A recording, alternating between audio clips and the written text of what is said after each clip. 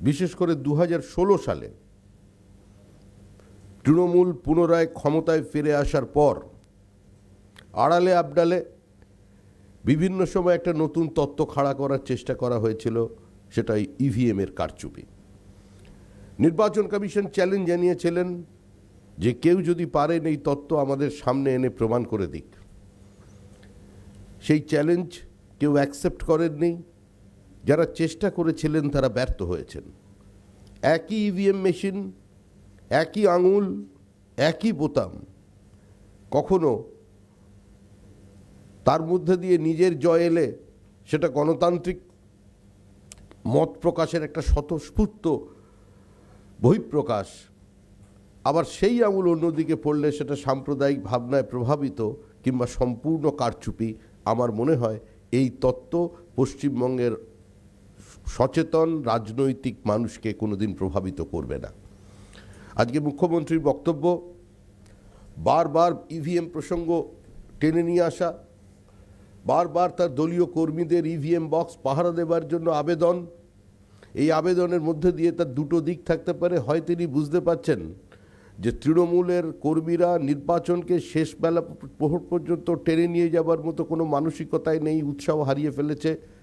আর অন্যথা আরেকটি পথ খোলা আছে, সে পথ হলো পরাজয়ের ভয়। পরাজয় নিশ্চিত জেরে তৃণমূল নতুন নতুন পদ্ধতি আজকে আমাদের সামনে তুলে নিয়ে আসবার চেষ্টা করছেন।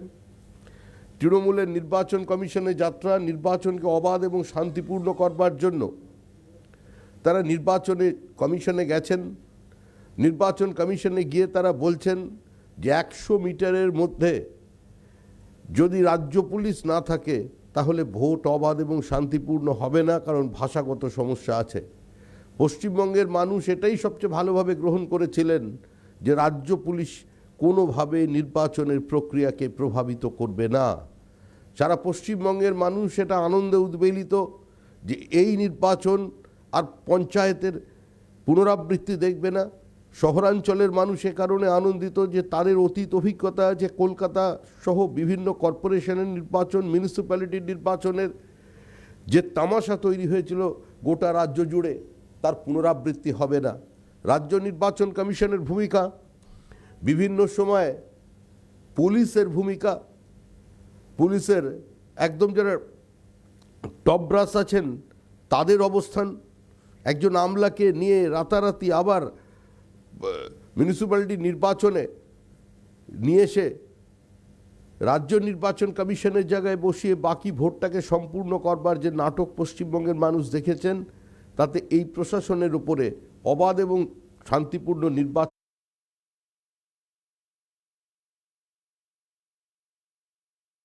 করবার মতো কোনো আস্থা রাজ্যবাসী রাখতে পারেননি। কিন্তু তৃণমূলের আজকে শান্তি রাখবার এই প্রয়াস, এই অভিনব প্রয়াস, এবং সর্বোপরি আবার সেই ইভিএমকে ভিলেন বানানোর প্রচেষ্টা একটাই প্রমাণ করছে যে তৃণমূল কংগ্রেস হারতে চলেছে। তৃণমূলের 10 বছর শেষ, তৃণমূল কংগ্রেসের রাজ্য পরিচালনার ক্ষমতায় শেষ। বিদায় বেলায় যে নতুনভাবে মানুষের সামনে তারা নিয়ে এসেছেন, এর জন্য তৃণমূল কংগ্রেসকে আবার আন্তরিকভাবে ধন্যবাদ জানাচ্ছি। বিভিন্ন জায়গায় এখনও মিছিল মিটিংয়ের উপরে আক্রমণ অব্যাহত, ভীতি প্রদর্শন চলছে। আমরা আমাদের সংগঠন দিয়ে মানুষকে সঙ্গে নিয়ে তা প্রতিহত করছি। বহু জায়গায় সাধারণ মানুষ বেরিয়ে এসে তার প্রতিবাদ করছেন। বহু জায়গায় মানুষ এই কেন্দ্রীয় বাহিনীর জন্য ভয় পেয়ে, ভরসা পেয়ে যেভাবে গ্রামে গ্রামে একটা ইন্টিমিডেশন চলতো, আজকে বিভিন্ন জায়গায় মানুষ বেরিয়ে সংঘবদ্ধভাবে তাকে রুখে দাঁড়াচ্ছে। একই সঙ্গে পশ্চিমবঙ্গের বিভিন্ন প্রান্তে বিভিন্ন মিছিলের ওপরে প্রত্যক্ষভাবে হামলা চলেছে, পাথর বর্ষণ চলেছে বেশ কয়েকটি জায়গায়। আমরা নির্বাচন কমিশনকে বলেছি যে এই অবস্থা যদি চলতে থাকে তাহলে কিন্তু অবাধ এবং শান্তিপূর্ণ নির্বাচন হওয়া সম্ভব নয়। কদফায় নির্বাচন হচ্ছে, কত কোম্পানির বাহিনী আসছে, এটা আমাদের বিচার্য বিষয় নয়।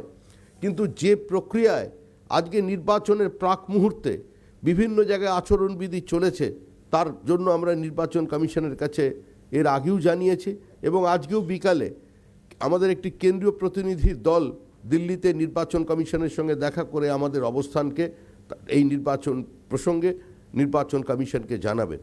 আমরা একটি সাংবিধানিক বডির উপরে আস্থা রাখি, নির্বাচন প্রক্রিয়ার উপরে আস্থা রেখে আমরা এই কথা বলেছি।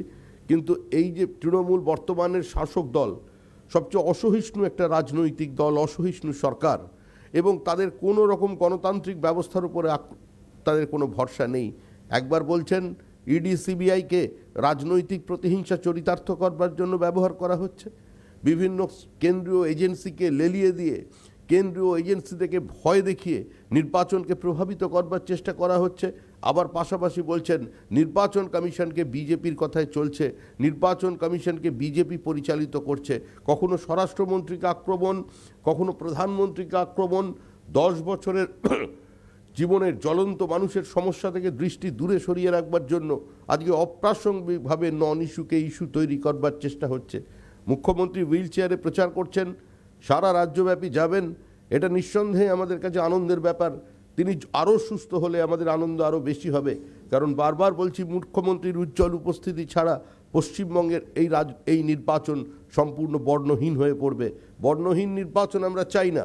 আমরা তৃণমূল কংগ্রেসকে রাজনৈতিকভাবে পশ্চিমবঙ্গে হারিয়ে দিতে চাই, কিন্তু যেভাবে আজকে সমস্ত মানুষের 10 বছরের অভিজ্ঞতা, 10 বছরের জীবন যন্ত্রণাকে শুধুমাত্র একটা সহানুভূতির মোড়কে মুড়িয়ে আজকে মন জয় করবার বা দৃষ্টি ঘোরাবার নতুন প্রচেষ্টা হচ্ছে, আমার মনে হয় পশ্চিমবঙ্গের রাজনীতি সচেতন মানুষ তাকে প্রত্যাখ্যান করবে। এই নির্বাচনে তৃণমূলের পরাজয় অবশ্যম্ভাবী। তৃণমূলের যে বিভাজনের রাজনীতি, ভাইজানকে সামনে রেখে কংগ্রেস, তৃণমূল এবং সিপিআইএমের যে মেরুকরণের প্রচেষ্টা, বিজেপিকে আটকে দেবার যে প্রচেষ্টা, এই প্রচেষ্টাকে মানুষই রদ করে দেবে পশ্চিমবঙ্গের মাটিতে। ধন্যবাদ।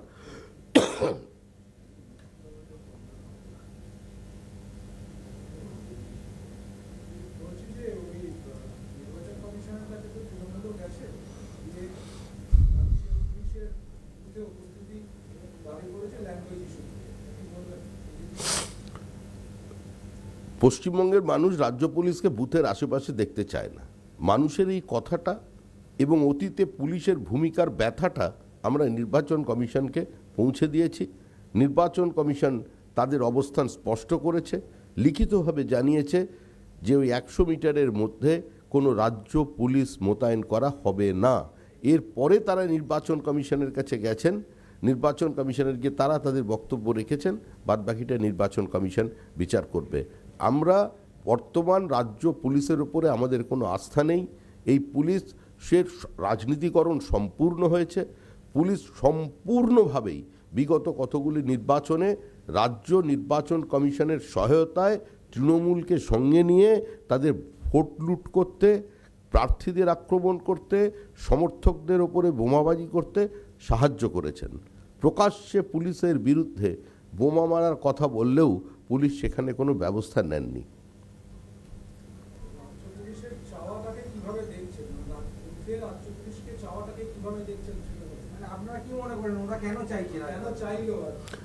যেভাবে ভোট করে এসেছে তাদের ভোটের সংস্কৃতির পরম্পরাটাকে বাঁচিয়ে রাখবার জন্য, সেই জন্যই রাজ্য পুলিশকে প্রয়োজন হচ্ছে। তৃণমূল কংগ্রেস আতঙ্কিত, তারা বুঝতে পেরেছে যেভাবে নির্বাচন কমিশন এখন পর্যন্ত কাজ করেছে, এর মধ্যে দিয়ে বুথ লুট বা সম্পূর্ণ দখলদারি সম্ভব নয়।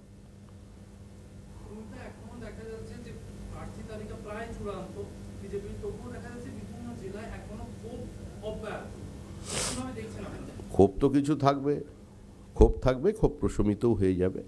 একটা সংগঠিত রাজনৈতিক দল যা হচ্ছে সেটা খুব একটা কাঙ্ক্ষিত নয়। বহু মানুষ প্রার্থী হবার জন্য এসেছেন, বহু অ্যাপ্লিকেশন জমা পড়েছে, কারণ পার্টি সকলের কাছ থেকে খোলাভাবে তাদের প্রার্থী পদের জন্য আবেদনপত্র চেয়েছিল। আগে প্রার্থীর যেভাবে তালিকা তৈরি হতো অতীতে সংগঠনের ওপর দিয়ে নির্ভর করে, এবার এই পার্টিকে মাস পার্টি বানাতে গিয়ে পশ্চিমবঙ্গের বিশেষ রাজনৈতিক অবস্থার কথা চিন্তা করে 4 দশকের পার্টি চেয়েছে যে সমাজের সর্বস্তরের প্রতিনিধিত্ব সেখানে যেন থাকে। বহু দল থেকে আমাদের লোক এসেছেন, কংগ্রেস এসেছেন, বামপন্থীরা এসেছেন, তৃণমূল কংগ্রেস থেকে সবচেয়ে বেশি মানুষজন এসেছেন নিচুর তলায়, ওপরে কিছু নেতা এসেছেন। দল স্ফীত হয়েছে। স্বাভাবিকভাবেই তার একটা নতুন এরকম বড় হয়ে গেলে টিদিং প্রবলেম থাকে, সেইটা আছে। আর সমাজের সর্বস্তরের রিপ্রেজেন্টেশন যাতে হয় সেই জন্য প্রার্থী তালিকা তৈরি করা হয়েছে সেই দৃষ্টিভঙ্গিতে। দু চার জায়গায় বিচ্যুতি আছে, কিছু মানুষের আবেগতাড়িত হয়েছে, তারা করছেন, কিন্তু যেভাবে করছেন সেটা কাঙ্ক্ষিত নয়। কিছু জায়গায় দেখানো হচ্ছে যে কিছু মানুষ বিজেপির পতাকা পোড়াচ্ছেন।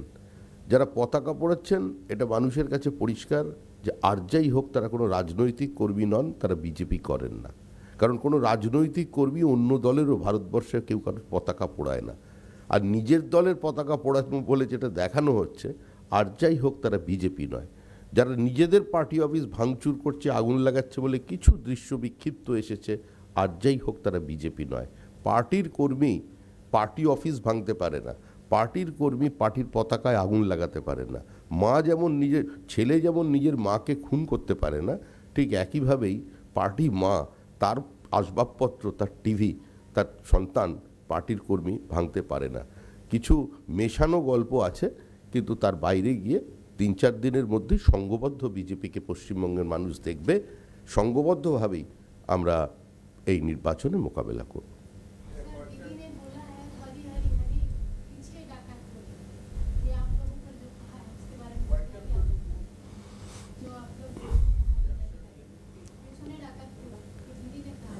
डाकत करी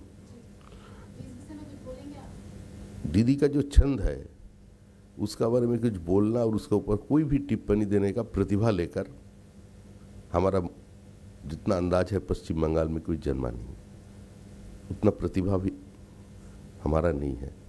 और दीदी का कद बहुत ऊंचा है, हर बात पे दीदी का ऊपर हल्ला बोल देना ठीक भी नहीं है। दीदी मुख्यमंत्री है, महिला है, दीदी जा रही है विश्राम पे अभी, तो दीदी को बार बार डिस्टर्ब करना नहीं चाहते हैं।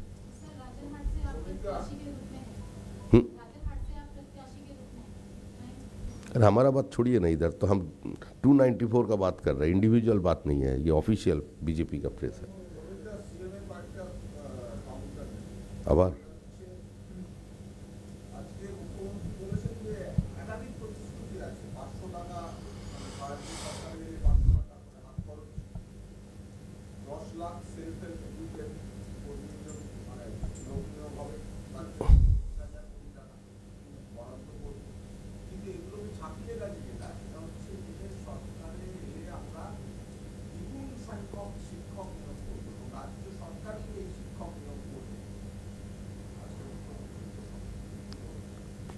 সরকারে মুখ্যমন্ত্রী আসছেন না, হাইপোথেটিক্যালি যদি ধরে নেওয়া যায় সরকারে তিনি চলে এসছেন, তাহলে দেখা যাবে যে সল্টলেকের সমস্ত রাস্তা বন্ধ হয়ে গেছে। কারণ 10 বছরে মাত্র 2টো টেট নিতে গিয়ে এমন অবস্থা হয়েছে যে বিকাশ ভবনের সামনে গত 3 বছর ধরে সব সময় ধর্ণা অবরোধ চলেছে।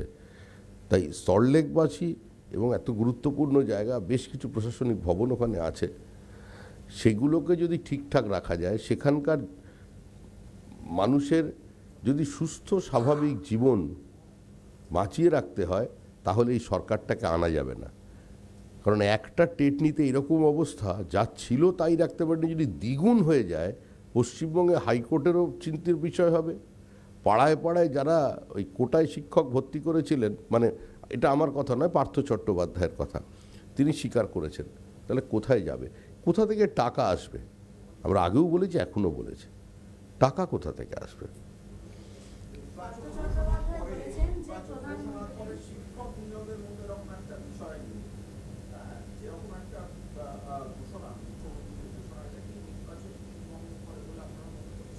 তৃণমূল সবার ঊর্ধ্বে, তৃণমূল সবার ঊর্ধ্বে।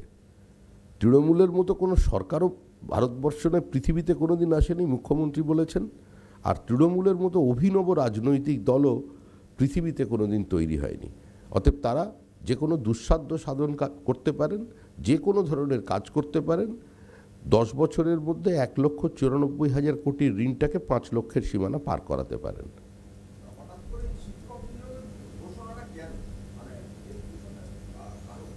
এর পিছনে একটাই কারণ হচ্ছে, রাজ্যে এত বেকার ছাত্রছাত্রী ঘুরে বেড়াচ্ছে উচ্চশিক্ষিত, তাদের সামনে তো একটা কিছু বলতে হবে।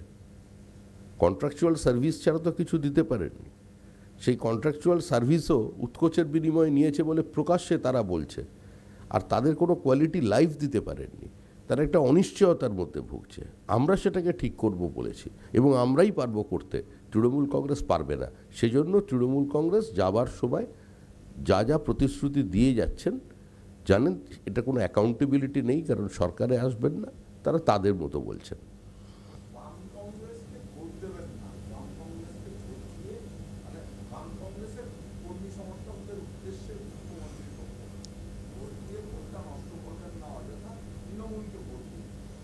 কোনটা ঠিক আর কোনটা বেঠিক কি করে বুঝবো?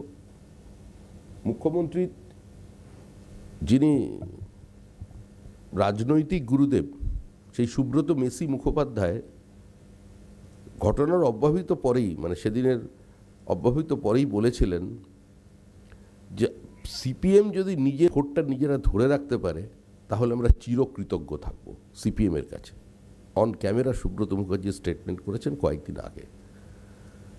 তাহলে ভোট নষ্ট করার মুখে বলছেন, সিপিএম কংগ্রেসের ভোট চাইছেন, মাওবাদীদেরও ভোট চেয়েছেন। বুঝতে পারছেন তৃণমূল কংগ্রেসের ভোটই তৃণমূল কংগ্রেস ধরে রাখতে পারছে না, অন্যের ভোট চাইছেন। একটু অপেক্ষা করুন, ভোটের ফলাফল সামনে আসবে। বাংলার মানুষ রাজনীতি সচেতন, পশ্চিমবঙ্গের রাজনীতি কাঙ্ক্ষিত না হলেও অনেকের এই অবস্থায় মেরুকৃত, বিজেপি এবং তৃণমূলের মধ্যে সীমাবদ্ধ।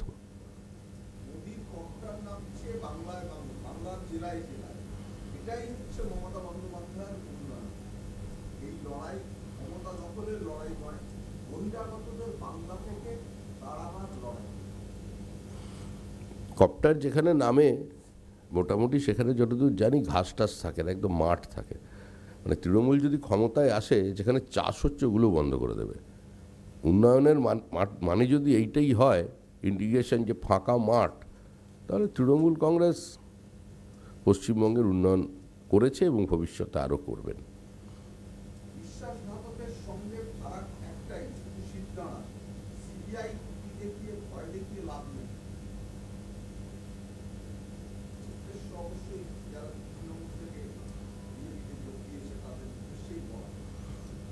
তো বহুবার বলেছেন,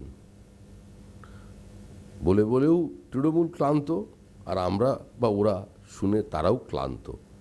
প্রচণ্ড গরম বাড়ছে, ক্লান্তির অবসান চাই, তৃণমূল থেকে পশ্চিমবঙ্গকে মুক্ত করতে চাই।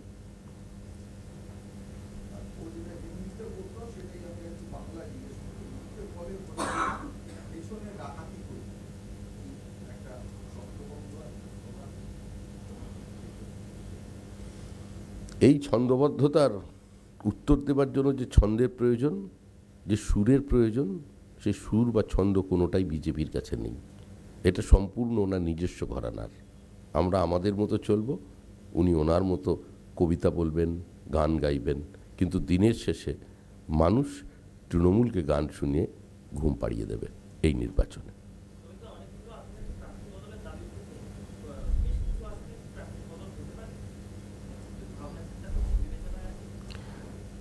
সাধারণত বিজেপি দলে এরকমভাবে হয় না।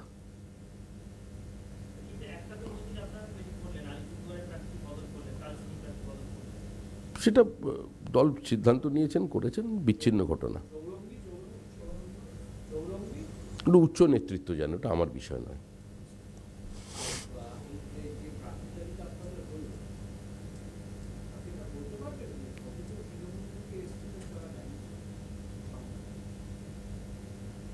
আমরা তো মানে জেনেটিক সায়েন্টিস্ট নই, রক্ত পরীক্ষা করে দেখি না। বড় পরিবার, সুখী পরিবার, দলে যিনি আসেন তিনি দলের, আমরা সবাই এক, আমরা সবাই রাজা আমাদেরই রাজার রাজত্বে, যে আসবেন তাকে স্বাগত।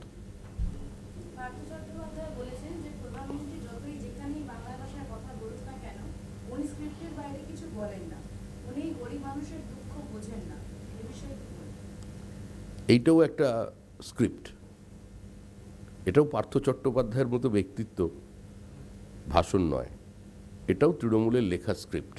দুর্ভাগ্যজনক হলেও আজকে একজন দীর্ঘদিনের রাজনৈতিক কর্মী, ছাত্র আন্দোলনের সঙ্গে যুক্ত রাজ্যের শিক্ষামন্ত্রী, তিনিও এক প্রকার টিউটার স্টেটমেন্ট করছেন।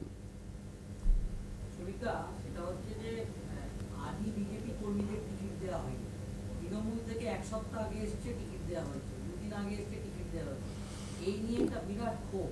এবং প্রথম দিকে যে ক্ষোভ ছিল তার থেকে আরো 4 ডবল ক্ষোভ বেড়েছে এবং একাধিক জায়গায় বিক্ষোভ হয়েছে। এমনকি আপনি যে বিধানসভা কেন্দ্রে প্রার্থী হয়েছে সেখানেও বিক্ষোভ দিয়েছে, আমাদের প্রার্থী পছন্দ হয় এরকম সব এটা তো গণতান্ত্রিক ব্যাপার, পদ্ধতি এটা নয়, বলতে পারে নির্দিষ্ট ফোরামে। যেভাবে ক্ষোভটা দেখানো হচ্ছে অতটা ক্ষোভ নেই, ক্ষোভটা আছে তৃণমূলের বিরুদ্ধে। ঠিকঠাক জায়গায় হচ্ছে না বলে কয়েকটা জায়গায় আমাদের বিরুদ্ধে বিক্ষোভ দেখিয়েছে। বিজেপিতে এটা চলে না, যারা বিক্ষোভ দেখাচ্ছে তারাও জানেন যে বিক্ষোভের ভবিষ্যৎ কী, পার্টিও জানে যে কেন বিক্ষোভ হচ্ছে, তার জন্য ইন্ট্রোস্পেকশনের প্রয়োজন আছে, সেটা পার্টি করছে। এই দুটো মিলিয়ে মিশিয়ে এক করে 3 দিনের মধ্যে সংঘবদ্ধ বিজেপি নির্বাচনে নামবে।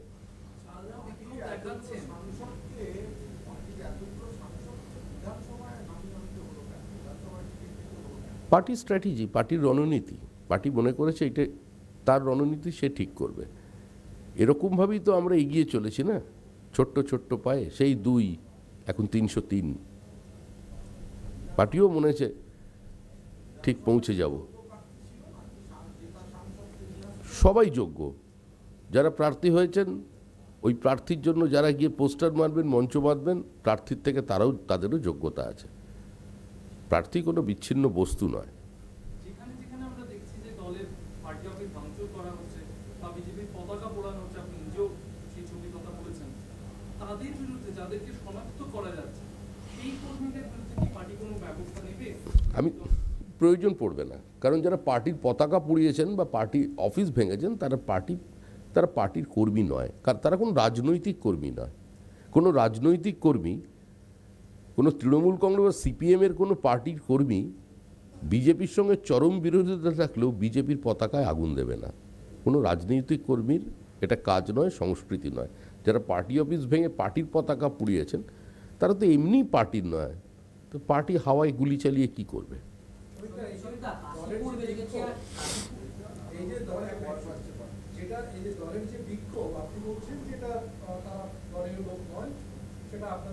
না, আমি কথা বলিনি যে যারা বিক্ষোভ দেখাচ্ছেন কেউ দলের লোক নয়, দলের লোকও আছেন বিক্ষোভে। আমি বলছি যারা পার্টির পতাকা পোড়াচ্ছেন, পার্টি অফিসের আসবাবপত্র ভাঙছেন, তারা পার্টির লোক হতে পারে না।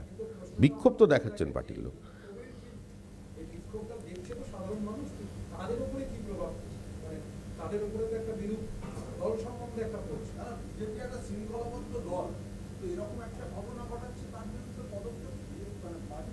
আমি তো বলছি বিজেপির মতো পার্টির ক্ষেত্রে এটা অনভিপ্রেত, কাঙ্ক্ষিত নয়, শোভন নয়, অপ্রত্যাশিত। বিজেপি এ ধরনের বিক্ষোভের সামনে হয়তো আগে রাজ্যে কোনোদিন দেখেনি। পার্টি সেটা নিয়ে চিন্তাভাবনা করবে এবং এটাও বলছে এই বিক্ষোভ প্রশমিত হয়ে যাবে। সংগঠিত রাজনৈতিক দল বলেই এটাকে সংগঠিত করে ফেলতে পার্টির খুব একটা বেশিক্ষণ সময় লাগবে না।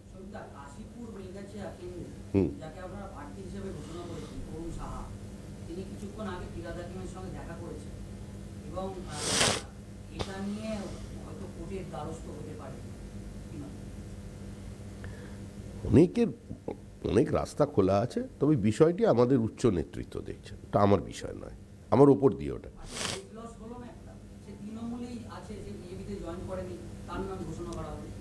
ভেবে দেখবে পার্টি,